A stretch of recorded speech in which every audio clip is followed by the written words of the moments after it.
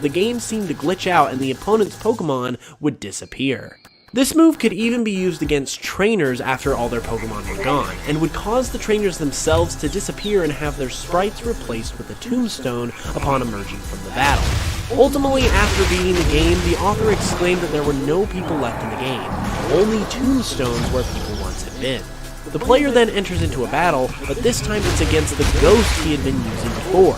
With no Pokemon and as an old man, he can only use Struggle, which ultimately just hurts himself, and before long, Ghost uses Curse on the player, which causes the screen to black out, implying that the player has been killed. After rebooting the Game Boy, the author reported that the saved game was gone. This is one of the original Pokemon creepypastas, so it will always be a classic, but the ironic and somewhat disturbing twist at the end really makes this creepypasta feel satisfying, so that's why it made the list.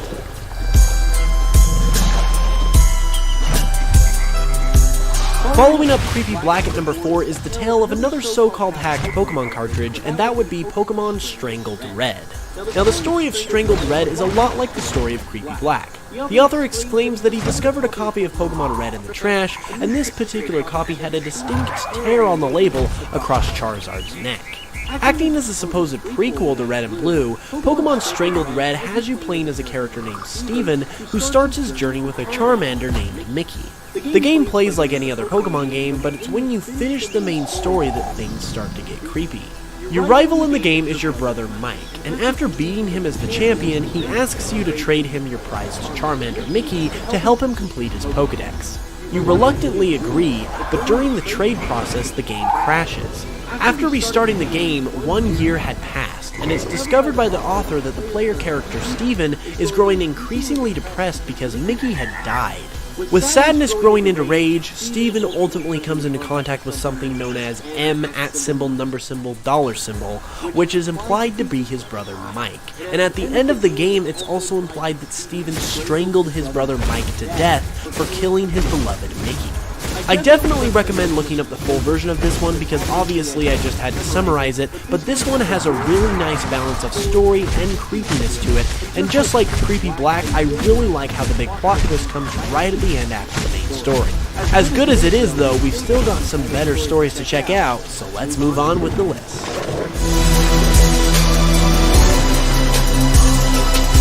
Number 3 is one of the all-time classic Pokemon creepypastas, Buried Alive. Buried Alive was one of the original Pokemon creepypastas that started to make its way around the internet, and what made it so believable is that it had legitimate-looking gameplay to go along with it. Just to review in case you haven't heard of Buried Alive, the story states that there was originally a different quote-unquote boss character atop the Pokemon Tower in Lavender Town instead of the Ghost of Marowak. The boss was known as Buried Alive, and upon encountering it, you would enter into a battle and be greeted by a human corpse trying to pull itself out of the ground. The entity would battle just like any other trainer, whose team consisted of 2 white hands, which is in reference to the white hand that is mentioned in Lavender Town, as well as a Gengar and a Muck. As the story goes, there were no scripts written for Buried Alive if it was defeated, and the game would simply freeze. But if you were defeated by Buried Alive, the corpse would cry out, "Finally, fresh meat," and a game over screen would appear that showed Buried Alive devouring the player character.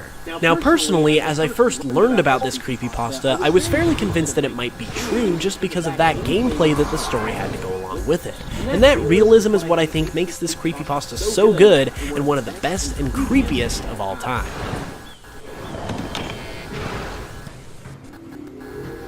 Wow, what a nice place.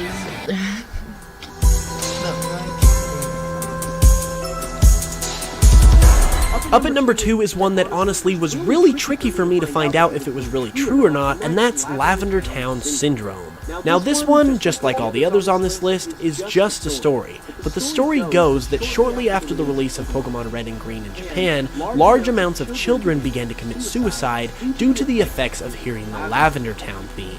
The creepypasta states that the original version of the Lavender Town theme contained a pitch that could only be heard by the more sensitive ears of children, and this pitch irritated the children who heard it, causing headaches, nausea, vomiting, and ultimately suicide. Now this is a very believable creepypasta because the way it's constructed, it really can't be debunked. The version of the Lavender Town theme that caused all these suicides is only heard in the Japanese version of the games, and due to the way our ears work, can only be heard by kids. So due to the fact that the story is creepy and enticing and can't necessarily be delegitimized right off the bat, easily makes this one of the best and most interesting Pokemon creepypastas out there.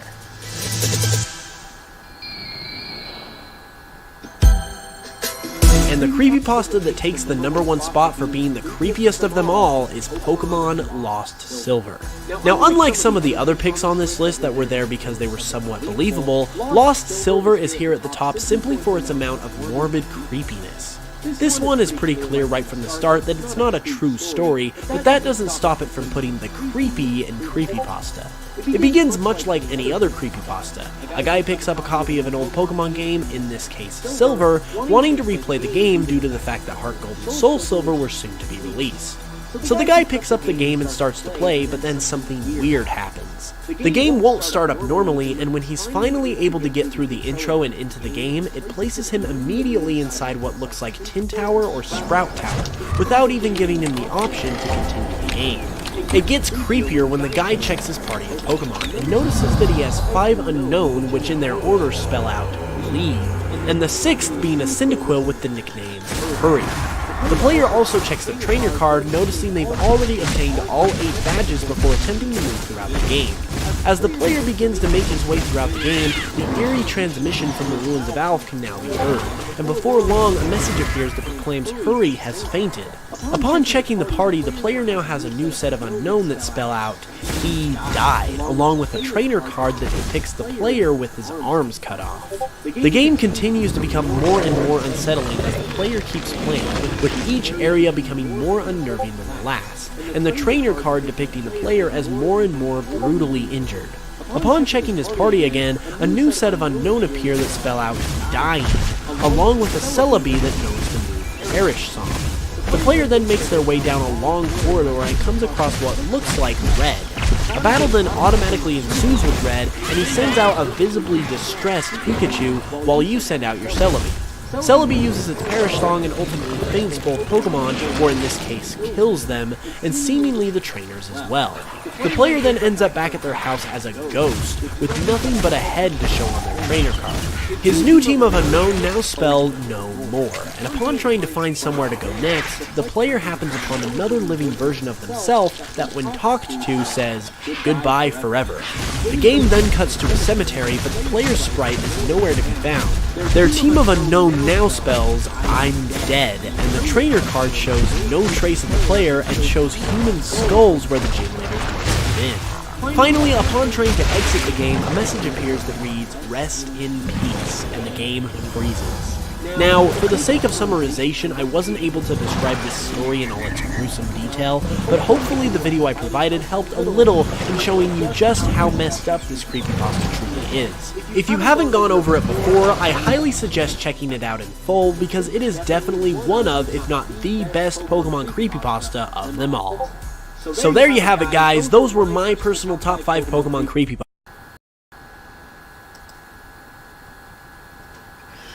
Mega? What? What is this thing? Okay, makes sense. Mega Man. What's up, everybody? I'm Hoopsin. So, over the past couple months, I have been covering facts on every single Pokemon, and so far I have gone through 5 generations and 649 Pokemon total. Obviously though, we still have a little ways to go, and that's exactly what I am here to do today, because we are going to be picking this series back up with 72 facts on every single Kalos Pokemon. Now, Kalos has introduced the least amount of Pokemon total of any generation with only 72 new Pokemon, and I am going to be covering the first 36 in this episode. Now, while it might be a smaller number compared to other videos in this series, I definitely have a lot of cool facts for you nonetheless, so why don't you go ahead and get comfortable, because we are about to go over some awesome facts on the first half of the Kalos Pokedex. Starting things off with my boy Chespin. Chespin is actually the only Grass-type starter Pokemon that Ash hasn't actually added to his team in the anime.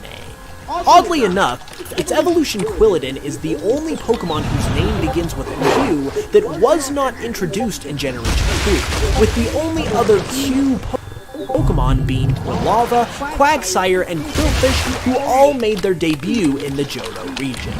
According to Chestnut's Pokedex entry in Pokemon X, its tackle is forceful enough to flip a 50-ton tank. It shields its allies from danger with its own body. So apparently what this Pokedex entry actually tells us is that Chestnut is the strongest Pokemon of all time, because apparently it is able to use a tackle attack, which is one of the weakest Pokemon attacks of all time, and is able to flip a 50-ton tank with that attack. I do not want to see what it's able to do with something like Strength or Hammer Arm or some other stronger attack like that. Moving on to Fennekin. Fennekin actually has some unique traits that it can call completely its own, because Fennekin is actually the only Pokemon with the base stat total of 307, which also makes it the only unevolved starter Pokemon with a unique base stat total. Another thing that is significant about Fennekin, but not necessarily positive, is that it is also the starter Pokemon that has the lowest base stat total. When it comes to Braixen was actually able to be a playable character in the very recent spin-off title, Pokken Tournament. And the interesting thing about Braixen within this game is that it actually takes some of its moveset directly from the character Amy Sorrel from the Soul Calibur series, because the two games actually have the same developer. An interesting thing about its final evolution, Delphox, is that Delphox is the first fire starter in 3 generations to not be part fighting type, and is instead part psychic type, which actually has an advantage against fighting. This trend actually continues into Generation 7, where Incineroar's dark type has an advantage against Delphox's psychic type, and this actually loops back around because Charizard's flying type has an advantage against the next fire starter with a secondary type, which would be the fighting type in Generation 3. When it comes to Froakie actually has the highest single stat out of any starter Pokemon currently in existence, with 71 speed. Speaking of speed, according to Frogadier's Y Pokedex entry, its swiftness is unparalleled. It can scale a tower of more than 2,000 feet in a minute's time. Now, even though the emphasis is being put on speed here, and that does seem rather fast, if you do a little bit of math, you'll actually find out that this rate of speed actually comes out to about 20 miles per hour, which realistically isn't that fast. Moving on to Greninja, according to a Japanese popularity poll that was conducted in the middle of Generation 6 for a distribution revolving around the Volcanion and the Mechanical Marvel movie, Greninja actually won first place as the most popular Pokemon in Japan at that time.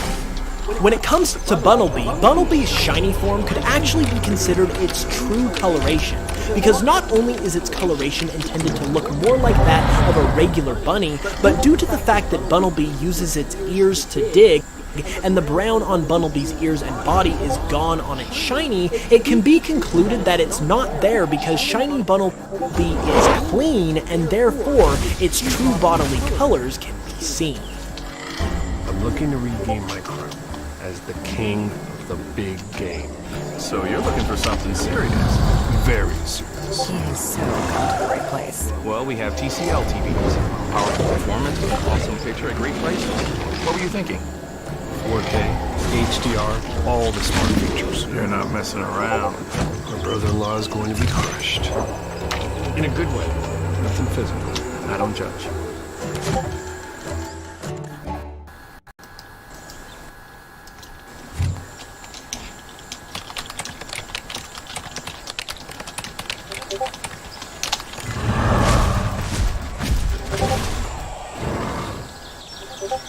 An interesting thing about its evolution Diggersby is that no other Pokemon has the same type combination of normal ground as Diggersby does. This is actually the same case with Bibarel, who is also a starting rodent Pokemon, who also has a unique type combination featuring the normal type with the normal water type.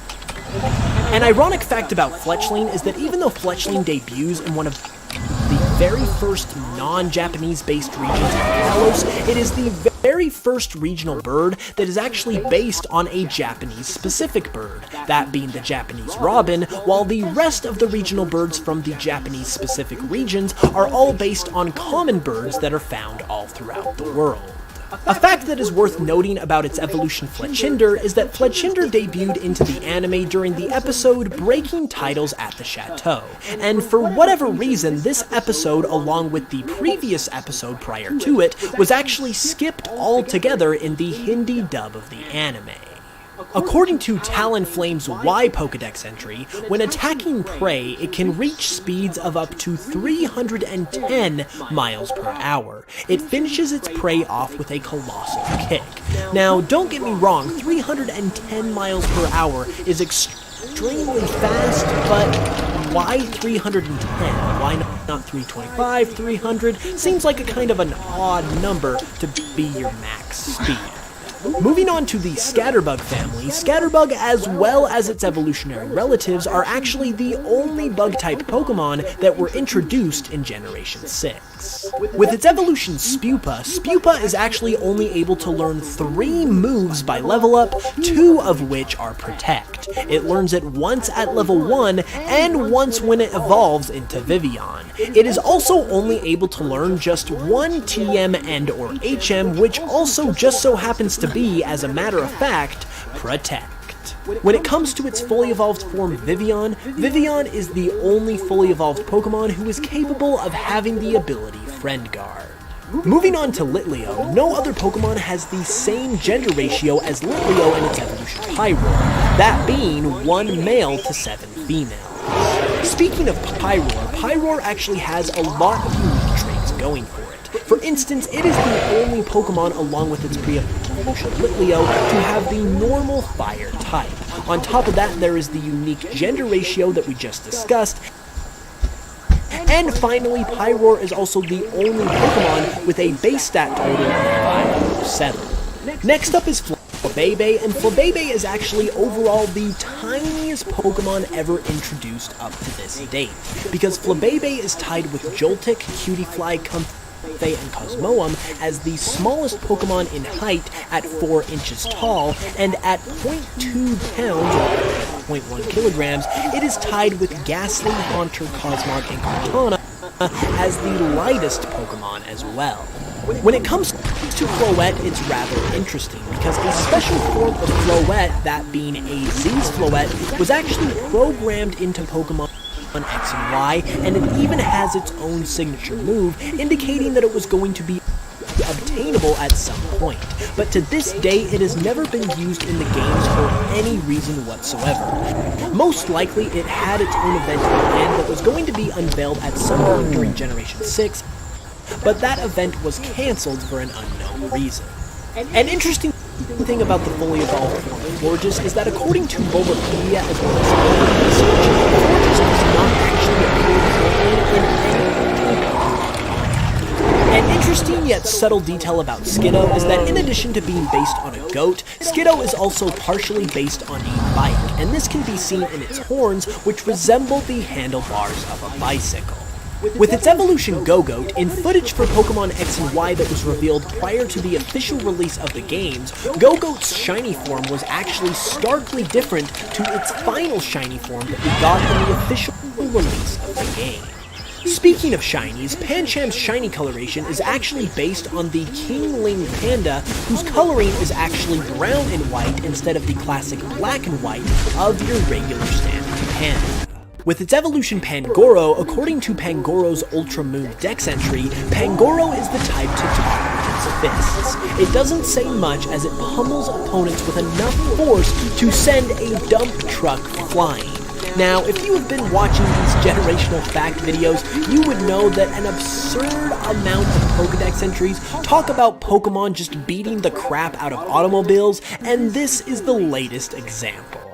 A very interesting thing about the Pokemon Furfrou is that Furfrou was actually accidentally revealed by the Pokemon Company themselves in a Pokemon Direct on September 4th of 2013. Next up is Esper, and when it comes to Esper, of course its most notable trait are its big, wide, blank, ominous eyes. With that being said, those ominous eyes might be a little more based in the real world than you might think, because Esper is actually based on the Scottish Fold cat breed, which bears the striking resemblance to Esper, particularly in the eye department.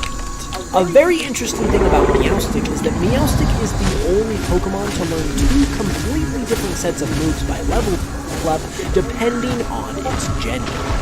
Moving on to Honedge, Honedge along with the rest of its evolutionary line were designed by Hitoshi Ariga, who is actually also a major artist for the Mega Man franchise. Doublade's evolution line are of course based around swords and shields, which are almost universal symbols of attack and defense in every kind of media. With that being said, even though Doublade is literally two swords, the classic symbol of attack, its defense stat is actually higher than its attack. Doublade is also tied with Aegislash for the highest base defense stat of all Ghost-type Pokemon. Speaking of Aegislash, in Aegislash's international names, it is actually named after a couple of famous swords, such as Excalibur in its French name Exaguide, and Durendal, a famous sword in French literature, in its German name Durengard. An ironic fact about Spritzy is that Spritzy is partially based on perfume, and there's actually a location within the Kalos region that is named after perfume, that being Parfum Palace, where parfum is the French word for perfume. However, even though this is the case, and Spritzy is of course native to the Kalos region being based on perfume, you cannot actually find Spritzy in the wild at Parfum Palace or on the Route 6 that connects to it. Its evolution Aromatisse is actually named after a number of important French historical figures, as Aromatisse's English name partially comes from the name of Henri Matisse, a famous painter, and Aromatisse's French name, Cocotine, comes from the name of French fashion designer Coco Chanel. The cotton candy Pokemon Swirlix is of course based partially on cotton candy, and at one point in time, cotton candy was actually known as Fairy Floss, which is a name that is actually still used in Australia and is most likely the inspiration for Swirlix's fairy type. And last but not least for this part of the video, its evolution Slurpuff also uses this type of inspiration as well, because Slurpuff is partially based on cupcakes, and cupcakes are sometimes referred to as, depending on where you are in the world, fairy cakes, which once again may be an inspiration for its fairy type. And there we have it, everybody. That was the first half of 72 facts about every Kalos Pokemon. Now, the Kalos Pokemon are my absolute favorite generation of Pokemon that have been introduced up to this point. So I had an absolute blast covering a fact on every one of them in this video. If you guys enjoyed the video, be sure to leave a like and let me know in the comments below which one of these facts you... Look, a shooting star, make a wish! Oh, I feel dizzy. The Lego Movie 2 in theaters.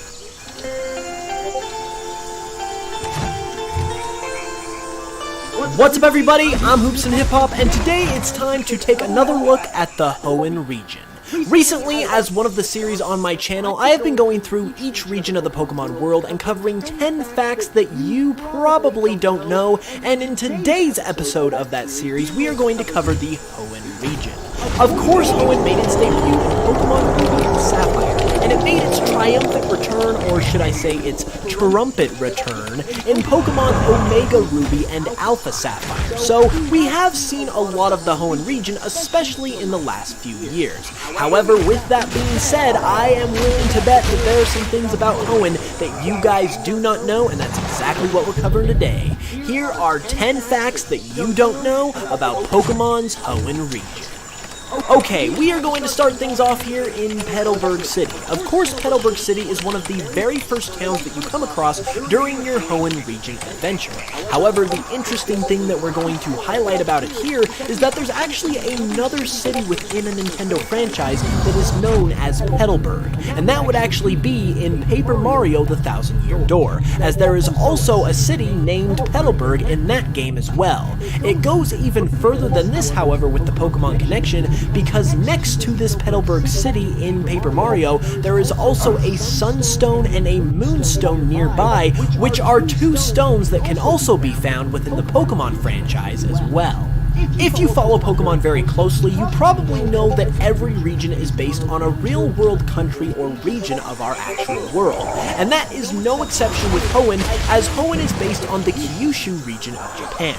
With that being said, this also means that the city of Slateport within the Hoenn region coincides with Nagasaki, which is actually one of the two cities in Japan that was actually bombed by an atomic bomb in World War II. Moving up a little bit north from Slateport, one of the most important cities in all of the Hoenn region is of course Mauville City. And Mauville City actually has a lot of similarities with a lot of other cities within the Pokemon world, as Mauville is actually the French name